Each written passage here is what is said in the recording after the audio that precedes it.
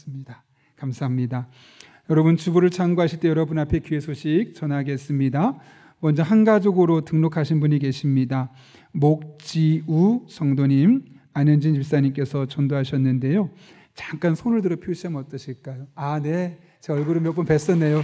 박수로 환영하겠습니다. 잘 오셨습니다. 감사합니다.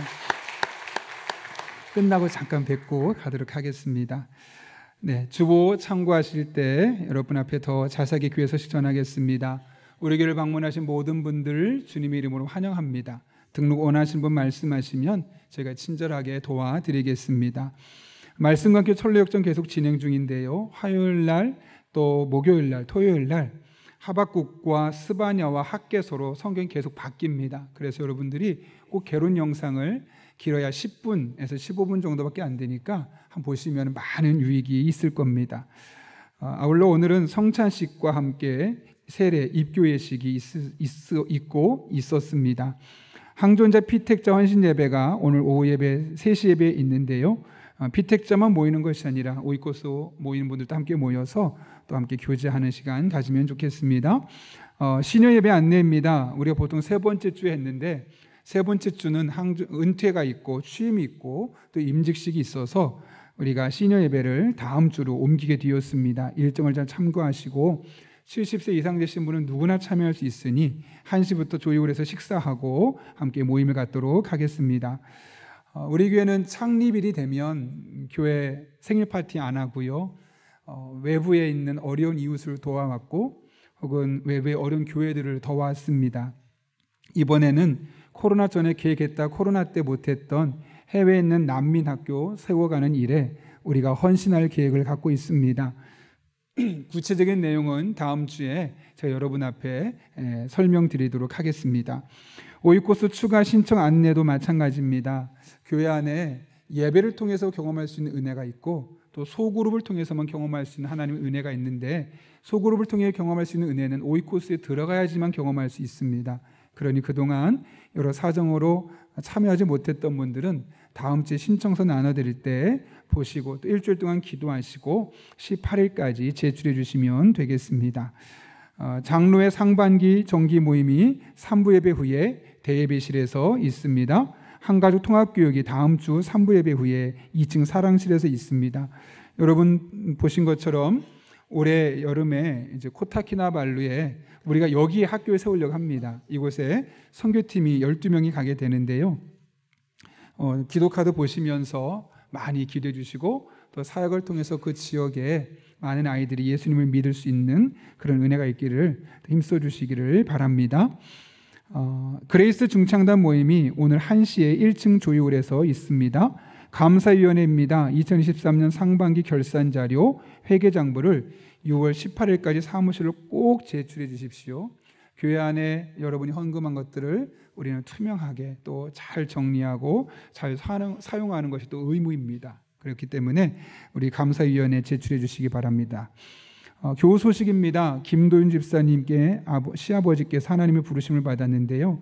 또 집사님 항암 투병 중에 어려운 일을 겪으셨습니다. 기회 되는 분들은 또 전화하시고 기도해 주시기를 부탁드립니다. 개업 안내입니다. 장문석 집사님 동탄 쪽에 위치 공인 중개사 사무소를 개업했습니다. 지난 주간에 함께 신방했는데요. 또 이 사업장을 통해 하나님께 영광 올려드릴 수 있도록 여러분 많이 기도해 주시기를 바랍니다. 사랑의 성민들의 손길이 있습니다. 김은경 A 집사님 장례 위로 감사로 사랑의 성민을 드렸습니다. 전량 어려운 이웃들을 섬기는 데 사용하도록 하겠습니다. 더 자세한 광고는 주보를 참고하시고 우리 기도하고 하나님 말씀 나누겠습니다. 거룩하신 아버지 하나님, 오늘 또 예배하게 하시고 특별히 하나님 말씀 들을 수 있는 은혜 주신 것 감사합니다. 마음의 문을 열어주시고 오늘도 하나님의 말씀 붙들고 나아갈 때 이 말씀이 능력의 말씀, 내게 주실 말씀으로 들려주게 하여 주셔서 이 한 주를 살아갈 수 있는 은혜가 되게 하여 주옵소서. 예수님의 이름으로 기도하옵나이다. 아멘. 우리 한번 앞뒤 좌우 있는 분 웃으며 축복하겠습니다. 당신은 축복 그 자체입니다. 이렇게 인사하겠습니다.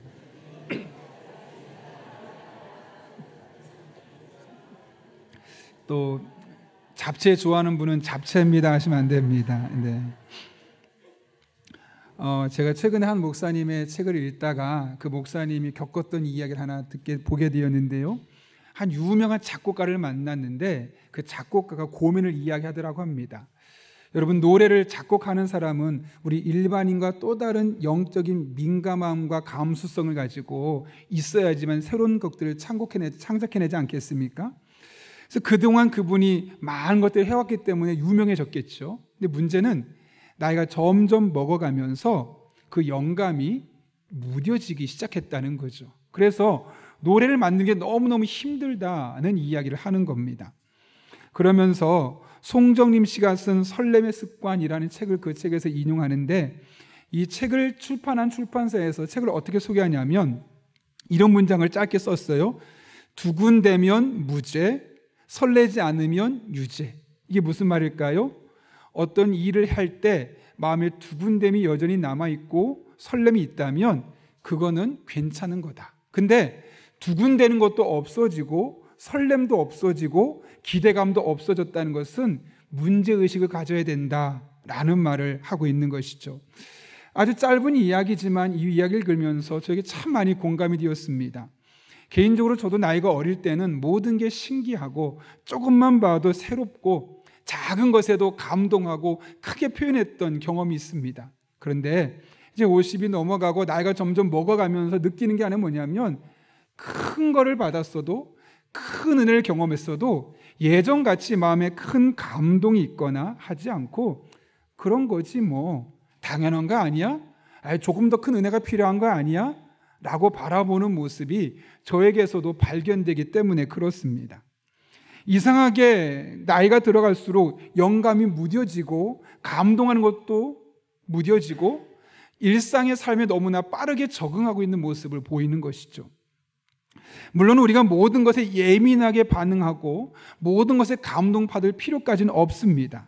그러나 우리가 계속해서 예민하게 반응하고 설레는 마음을 유지하고 감동해야만 하는 것이 있습니다. 그것은 바로 예배입니다. 담임 목사로서 우리 부교육자에게 늘 강조하는 것 한 가지가 있습니다. 우리 성도님들 우리 교회에 올 때 설레는 마음으로 올 수 있게끔 하자. 어쩔 수 없이 교회 가는 것이 아니라 이번 주에 교회 가면 어떤 일이 있을까 설레는 마음으로 올 수 있도록 우리가 준비하고, 또 기왕 교회에 왔다면 하나님의 은혜를 마음에 듬뿍 담고 갈 수 있도록 늘 성령 충만함과 성도들을 위해서, 예배를 위해서 기도하자, 이렇게 이야기를 하고, 실제로 저희는 주일 아침마다 모여서 교역자들이 함께 만나서 영아부와 유치부와 아동부와 중고등부와 청년부, 장년부의 모든 예배에 성령님께서 친히 함께 해주셔서 그냥 예배만 드리고 자리만 대표놓고 가는 사람은 없도록 하나님의 마음을 헤아리고 하나님의 은혜를 경험하고 마음속에 예배를 통해 하나님이 어떤 분인지를 알고 감동할 수 있고 삶의 자리로 나아갈 수 있도록 하자, 그렇게 계속해서 기도하고 있습니다. 바라기는 우리 성도 한 분 한 분이 교회를 나올 때마다 설렘이 있고 기대가 있고, 나오고 나서 예배 드리고 갈 때마다 마음에 묵직한 영적인 감동을 갖고 돌아갈 수 있는 여러분 한 분 한 분 될 수 있기를 예수님의 이름으로 축원합니다. 그렇다면 그것이 어떻게 가능할까요? 오늘 본문을 통해서 우리는 그 해답을 발견할 수 있는데요. 본문은 다윗이 오랫동안 방치되어 있었던 언약궤를 예루살렘 성으로 모셔오는 장면이죠. 20년 동안 기럇 여야림이라는 동네에 있었는데 그것을 가져오다가 갑자기 소가 덜컹 뛰면서 언약궤를 손으로 만졌습니다. 그리고 그 자리에 우사가 죽어버리죠. 겁을 먹었던 다윗과 신하들은 이것을 오베데돔의 집에 놔뒀는데 무려 3개월 동안 그 자취를 잊어버렸던 겁니다. 겁이 났었기 때문에 그렇죠. 그런데 3개월 후에 갑자기 하나님께서 오베데돔의 집에 그동안 축복을 주셨다라는 이야기를 듣게 되고, 그러면 이것을 그 개인의 집이 아니라 원래 있어야 될 예루살렘 성전으로 가지고 오자, 그런 마음으로 이 언약궤를 모시고 오는 장면입니다. 그래서 예루살렘 성까지 오게 되었는데, 자, 이때 다윗이 어떻게 반응합니까? 오늘 본문 12절과 13절 말씀인데 제가 한번 읽어볼게요. 다윗이 가서 하나님의 궤를 기쁨으로 메고 오베데돔의 집에서 다윗성으로 올라갈새 여호와의 궤를 맨 사람들이 6걸음을 가매 다윗이 소와 살진 송아지로 제사를 드리고, 이게 무슨 말일까요, 여러분? 다윗이 지금 한 일은 그냥 언약궤만 옮긴 것이 아니라 언약궤를 옮기면서 그 자리에서 하나님 앞에 예배하고 있었다라고 이야기를 하고 있는 것이죠. 그렇다면 여러분, 여기서 우리가 왜 다윗이 예배했을까? 오늘 본문은 그것을 말하지 않습니다. 단지 다윗이 예배할 때 어떤 마음으로, 어떤 마음 자세와 태도로 예배를 드렸느냐, 이 부분을 강조하고 있죠. 어떻게 예배했습니까? 12절과 14절과 15절에 다윗이 예배했던 모습을 보여주고 있는데, 먼저 12절 읽겠습니다. 다윗이 가서 하나님의 궤를 기쁨으로 메고 오베데돔의 집에서 다윗성으로 올라올세. 자, 14절입니다. 같이 읽습니다. 다윗이 여호와 앞에서 힘을 다하여 춤을 추는데 그때 다윗이 배 에봇을 입었더라. 마지막 15절이죠. 같이 읽습니다. 다윗과 온 이스라엘 족속이 즐거이 환호하며 나팔을 불고 여호와의 궤를 메어오니라. 아멘. 여기 보시면 다윗이 예배하고 있었죠. 어떻게 예배했다고요? 기쁨으로 힘을 다하여 춤을 추고 즐거이 환호하며 나팔을 불며. 여기 힘을 다해 춤을 췄다. 원문 성경 보니까 빙글빙글 돌면서 계속해서 춤을 췄다는 거예요. 그냥 한 번 춤추고 끝난 것이 아니라 계속 춤을 췄다는 거죠. 여러분, 이 단어들을 보면서 다윗이 했던 예배 모습이 연상됩니까? 어떤 마음 같습니까? 어쩔 수 없이 왕이니까 그렇게 드리는 예배 모습이 보입니까? 아니죠. 적어도 이 순간만큼은 다윗이 예배 진심이었죠. 그래서 자신에게 주어진 상황에서 최선의 방법을 동원해서 예배에 적극적으로 임하고 있는 다윗의 모습을 오늘 성경은 우리에게 말씀하고 있는 겁니다. 만약 그것이 형식적인 예배였고 어쩔 수 없는 것이었다면 그렇게 하지 않았을 겁니다. 그냥 한 번 정도 간단하게 예배가 끝났을 텐데, 오늘은 기쁨으로 메었고 힘을 다하여 춤을 추었고 즐거이 환호했고 나팔을 불며 그 예배에 동참했다고 분명히 말씀하고 있는 것이죠. 이것이 바로 오늘 다윗이 드렸던 예배를 향한 태도, 마음 자세였습니다. 그런데 신기한 것은 똑같은 현장에 있었던 한 사람에게서 전혀 다른 태도가 보입니다. 누굴까요? 다윗의 아내였던 미갈입니다. 자, 그녀가 어떤 반응을 보였는가? 16절 말씀 제가 읽겠습니다. 여호와의 궤가 다윗성으로 들어올 때 사울의 딸 미갈이 창으로 내려보다가 다윗 왕이 여호와 앞에서 뛰놀며 춤추는 것을 보고 심중에 그를 업신여기니라. 자, 미갈 했던 행동이 두 가지가 나요. 첫 번째는 뭐예요? 창으로 내다보다가. 잘 생각해 보십시오. 지금 다윗을 비롯한 이스라엘 백성들은 언약궤가 예루살렘 성으로 들어오니까 엄청나게 크게 예배를 드리며 잔치가 일어났습니다. 크게 나팔도 불고 환호성을 지르고 춤을 추고 기뻐하고 있습니다. 그런데 그녀의 아내 미갈은 어떻게 했다고요? 그 예배는 장소에 나가지 않고 창문에서 뭐하고 있지? 눈으로 지켜보고만 있었다는 겁니다. 심지어는 남편이 그렇게 열심히 예배하고 있으면 나도 저렇게 되는 거 아니야? 도대체 뭐가 있길래 저렇게 뜨겁게 찬양하며 춤을 추며 예배하는 거지? 나도 가야겠다라는 마음을 먹는 것이 아니라 오히려 그렇게 춤을 추며 예배하는 모습을 보면서 남편을 업신여겼다는 거예요. 업신여겼다가 도대체 무슨 뜻인지 이해가 안 될 것 같습니까? 20절 보면 이렇게 되어 있죠. 다윗이 자신의 가족들에게 축복하러 돌아오매 사울의 딸 미갈이 나와서 다윗을 맞으며 이르되 이스라엘 왕이 오늘 어떻게 영화로우신지 방탕한 자가 염치 없이 자기 몸을 드러내는 것처럼 오늘 그의 신복의 계집 중인 눈앞에서 몸을 드러냈다. 이게 뭘까요? 왕인데 체면 좀 지키지 어떻게 그렇게 예배합니까? 하면서 그를 무시하고 업신 여겼다고 오늘 본문은 말씀하고 있는 것이죠. 똑같은 예배 현장에 다윗이 보여줬던 태도와 미갈이 보여줬던 태도는 180도 다릅니다. 오늘 우리는 미갈의 태도를 논하기 앞서서 다윗이 어떻게 예배했는가를 조금 더 살펴보려고 합니다. 여러분, 다윗이 어떻게 예배하며 기쁨으로 힘을 다하여 춤을 추며 즐거이 환호하며 나팔을 불었을까요? 아니, 심지어 아내에게 업신여길 수도 있음에도 불구하고 베옷을 입고 춤을 추는 추태까지 보였을까요? 그것은 그가 예배에 대해서만큼은 늘 진심인 사람이었기 때문에 그렇습니다. 여러분 시편 27편 4절에서 다윗의 이 고백을 기억합니까? 한번 읽어볼까요, 여러분? 주님, 나에게는 단 하나의 소원이 있습니다. 나는 오직 그 하나만 구하겠습니다. 그것은 한평생 주님의 집에 살면서 주님의 자비로운 모습을 보는 것과 성전에서 주님과 의논하면서 살아가는 것입니다. 아멘. 소원이 딱 한 가지 있대요. 근데 그게 뭐예요? 하나님 앞에 예배하는 삶이 자신의 소원이래요. 여러분, 만약에 일주일 뒤에 세상이 멸망한다면 한 가지만 할 수 있다면 여러분 뭐 하겠다고 말씀하시겠습니까? 그동안 가족과 여행을 못 다녔으니 여행을 떠나게 될 것 같고, 또 미안하다는 말 못한 사람한테 전화해서 미안하다고 해야 될 것 같고, 뭐 해야 될 거 너무너무 많잖아요. 다윗은 뭐라고요? 하나밖에 없대요. 다윗의 소원은 하나였어요. 하나님, 저는 그냥 하나님만 있으면 돼요. 하나님 앞에 예배하는 게 너무너무 좋아요. 왕으로서 나라를 잘 다스리게 해주십시오. 또 제가 오래 살게 해주십시오. 건강하게 해주십시오. 이름 남기는 왕 되게 해주십시오. 이런 거 소원이 아니어야 돼요. 딱 하나. 그냥 저는 한평생 그냥 하나님 앞에 예배하면서 하나님과 함께 교제하면서 믿음으로 잘 살고 싶어요. 아마 내일 세상을 떠난다고 해도 다윗은 그거 하지 않았을까요? 여러분, 다윗이 이런 마음을 갖고 있었다면 예배를 어떻게 대충 때웠겠을까요?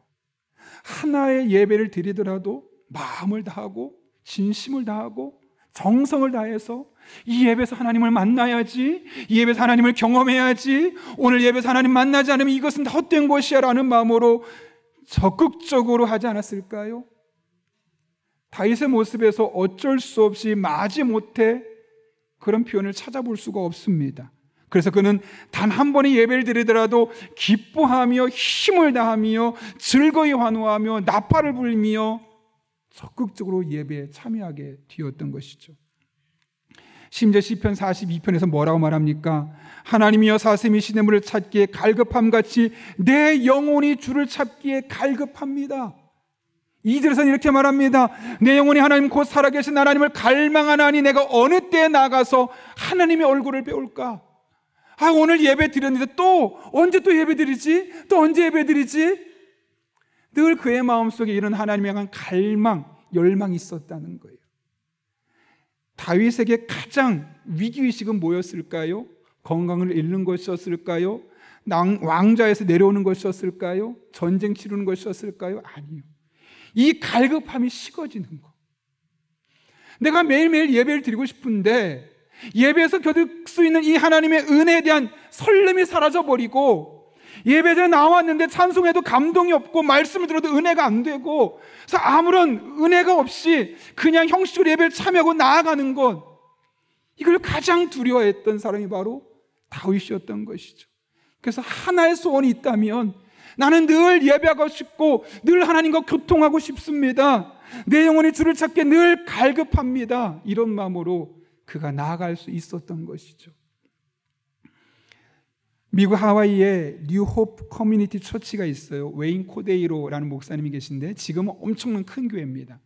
근데 그 교회가 작았던 때 일반적인 교회와 좀 다르게 찬양팀, 그 전자기기를 많이 사용하는 교회였어요. 그러다 보면은 이제 전자기기를 많이 사용해서 젊은 사람들이 많이 오는데, 문제는 뭐냐면 교회 건물이 없는 거예요. 그럼 어떻게 했을까요? 할 수 없이 그냥 밖에서, 광장에서, 야외에서 예배 드릴 수밖에 없죠. 가장 약점이 뭐냐면 비가 오는 거죠. 비가 오면 어떨까요? 전자기기에 물이 떨어지면 고장 나거나 감전되면 죽을 수도 있잖아요. 그 걱정을 늘 하고 있는데 어느 날 비가 조금씩 떨어지는 거예요. 어떻게 했을까요? 하나님, 우리 예배 드리는데 지금 비가 옵니다. 여러분 함께 기도합시다 라고 기도했어요. 그럼 어떻게 되는 게 정상이죠? 비가 그치거나 빗방울이 가늘어지거나, 그러면 역시 하나님 우리 예배하는 거 기뻐하셔, 이런 마음으로 다 예배할 텐데 전혀 그러지 않은 거예요. 비가 계속해서 빗줄기도 굵게 내리는 거예요. 목사로서 얼마나 창피했을까요? 기도하자고 했는데, 처음에는 창피했는데 하나님께 원망스러운 거. 하나님, 제가 저한테 뭐 해달라는 거 없잖아요. 그냥 저는 우리 성도들하고 예배 잘 드리고 싶어서 기도했는데 이것까지 응답해 주지 않으시면 어쩌자는 겁니까? 막 이런 원망의 마음이 생기는 거죠. 근데 하나님께서 문득 이런 마음을 주시더래요.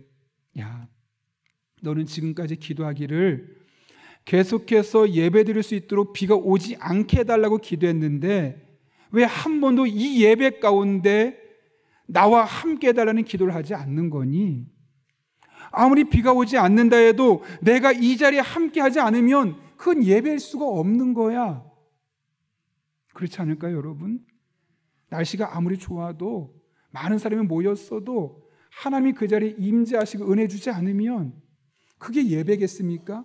그냥 모임일 뿐이죠. 공간이 아무리 좋아도 음향기기가 아무리 탁월해도 그 안에 하나님의 임재가 없다면 그것이 어떻게 예배가 되겠습니까? 그냥 사람들의 모임에 불과한 것 아니겠습니까? 이 말을 듣고 내가 충격을 받은 거예요. 아, 그렇구나. 내가 잘못 알았구나. 좋은 시설이 중요하고 좋은 장비가 중요하고 찬양 잘하는 멋진 악기를 동원한 찬양대에 있는 것이 필요하고 설교 기막히게 하는 우리의 마음을 쏙쏙 알아채는 설교자가 있는 것이 중요한 것이 아니구나. 물론 그런 것들도 다 필요하지만 하나님의 임재가 있는 예배, 하나님이 찾아와 주셔서 우리를 만나주시는 예배, 이게 중요한 거구나 깨닫게 된 거죠. 그래서 그때부터는 기도가 바뀌는 거예요. 하나님, 이 예배, 단 한 번의 예배를 드리더라도 이 예배에 하나님이 함께 하시고 이 예배 하나님 만나는 그런 복된 예배가 되게 해주십시오. 그렇게 예배를 위해서 기도하기 시작했더니 그 예배에 하나님의 임재가 부어지기 시작했다는 겁니다. 저도 이 이야기를 듣고 너무너무 기대가 되는 거예요. 어떤 사람은 오늘이 마지막 예배가 될 수도 있고요, 어떤 사람은 인생 포기하고 싶은, 아니 어떤 사람은 오늘 예배드리고 더 이상 교회 나오지 않을 거야 라고 생각하는 사람도 분명히 예배드리러 온 사람이 있을 겁니다. 그런 사람이 필요한 게 뭘까요? 좋은 장소, 올 때 편안한 도로, 멋진 장비, 콰이어가 있는 멋진 성가대, 여러분의 마음을 쏙쏙 긁어줄 수 있는 기막힌 설교자, 다 필요하지만 성령의 임재가 있는 예배 아닐까요? 여러분의 상한 마음을 회복시켜 주시고 새로운 비전을 주시고 앞날을 내다보게 하시고 그 하나님밖에 소망이 없다고 그 하나님 붙들게 만들 줄 아는 그런 예배가 필요한 것 아니겠습니까? 저와 여러분이 만들어야 될 예배가 바로 그런 예배입니다. 물론 예배를 드리고 준비하고 좋은 환경을 만드는 것 필요합니다. 그러나 그것보다 더 중요한 것은 하나님이 함께하는 예배, 하나님의 임재를 경험하는 예배, 하나님은 정말 살아계시다고 선언할 수 있는 예배. 여러분, 우리의 예배 태도는 어떻습니까? 혹시 우리는 다윗처럼 예배합니까? 아니면 미갈처럼 예배합니까? 저는 우리 용인영락교회 모든 성도들은 미갈처럼 예배하는 성도가 없기를 바랍니다. 하나님처럼 기쁘게 춤을 추며 나팔을 불며 적극적으로 예배 자리에 들어갈 때 그 예배를 통해서만 만날 수 있는 하나님, 오늘 예배를 통해서만 만날 수 있는 하나님 경험하고 그때그때마다 예배를 통해 살아계신 하나님 만나는 여러분 한 분 한 분 될 수 있기를 예수님의 이름으로 축원합니다. 함께 기도하겠습니다. 거룩하신 아버지 하나님, 오늘 입교를 하고 세례를 하고 성찬 예식을 하며 우리가 하나님의 임재를 사모합니다. 성찬 예식으로 나아갈 때 우리 한 사람 한 사람의 마음에 친히 함께 해주셔서 성찬 예식을 통해 우리의 상한 마음이 고침받게 하시고 병든 몸이 회복되게 도와주시고 마음의 쓴뿌리가 제거되게 하시고 구원의 확신이 깊어지는 복된 시간 되게 하여 주옵소서. 예수님의 이름으로 기도하옵나이다. 아멘.